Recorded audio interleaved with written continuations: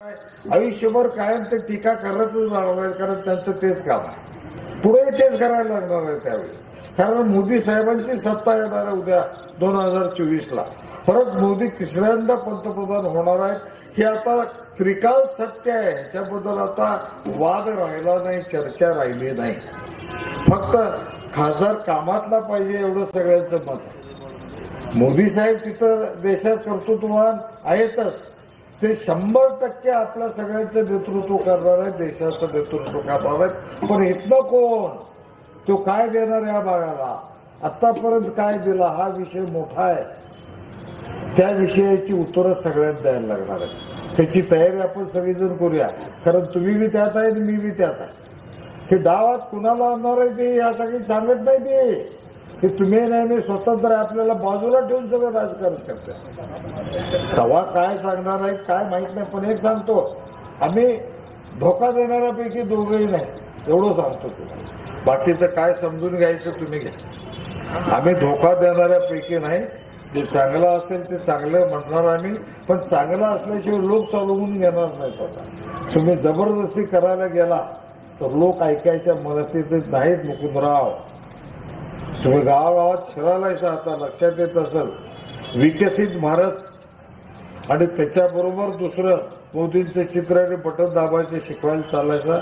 ते लोक सांगतात की नाही हळूच बदला म्हणून, खरंच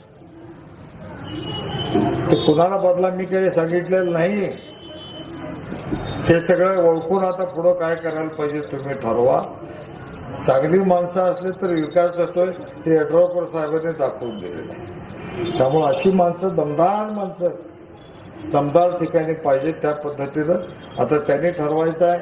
त्यांच्याकडं आहे नाव, त्यांच्या गटात आहे, त्यांच्या पक्षात आता म्हणायची जागा ठेवली नाही त्यांनी, अपक्ष मी सांगितल्यामुळं, पण त्यांच्या नेत्याकडे आहे, आमच्या नेत्याकडे बी आहे. आता हे सगळे नेते मिळून काय काय करतात ते सगळं आम्ही खूप म्हणायचं आहे. तू हो म्हणणार आहे आम्ही, त्यात काय आमचं हे काय, एकदा आम्ही ते काकण बांधून घेतले आता, ही पूजा सुपूर्द आम्ही सोडणार नाही. 5 वर्ष होईपर्यंत सुट्टी नाही आम्हाला, हे आम्हाला माहिती आहे. आणि तुम्ही पुढे डावात घेत नाहीसा हे बी माहिती आहे आम्हाला. काय त्यात आहे, हा एवढं काही झाकून नाही.